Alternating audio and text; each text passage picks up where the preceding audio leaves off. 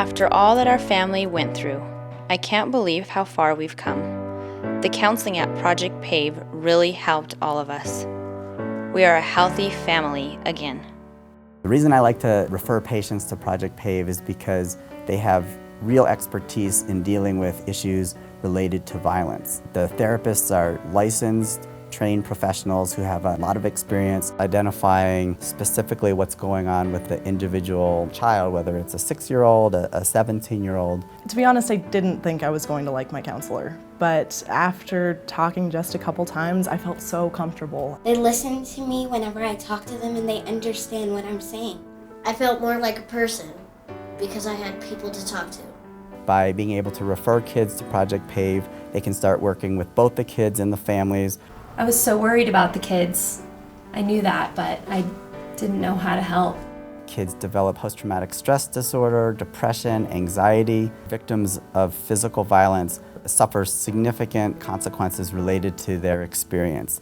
They can develop substance use issues, delinquency, early sexual activity. They're at higher risk for pregnancy. Being victims or witnessing violence has long-term suffering consequences. By being able to intervene early, we can really prevent those consequences, and that's what Project PAVE does. It's so different to feel like I'm accepted and like who I am is okay. When I talk to someone, I feel like I have a shoulder to cry on, someone who understands, and I don't have to hide anything anymore. Violence leaves children afraid, distracted, and unable to learn.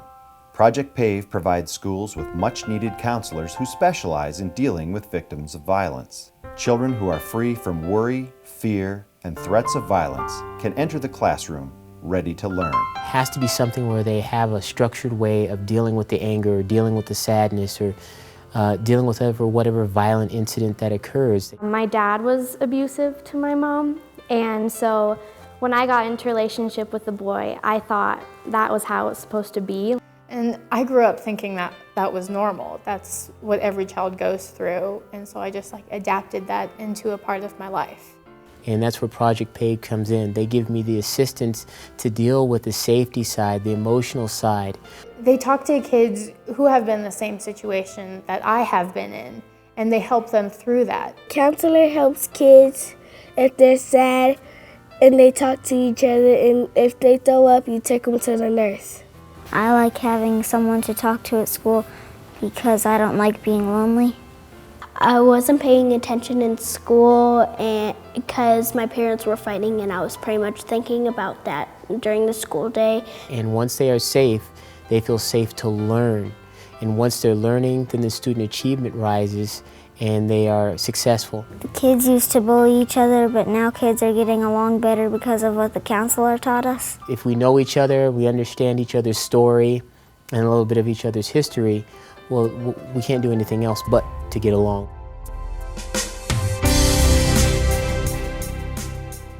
For teens, first relationships can lay the foundation for others that will follow.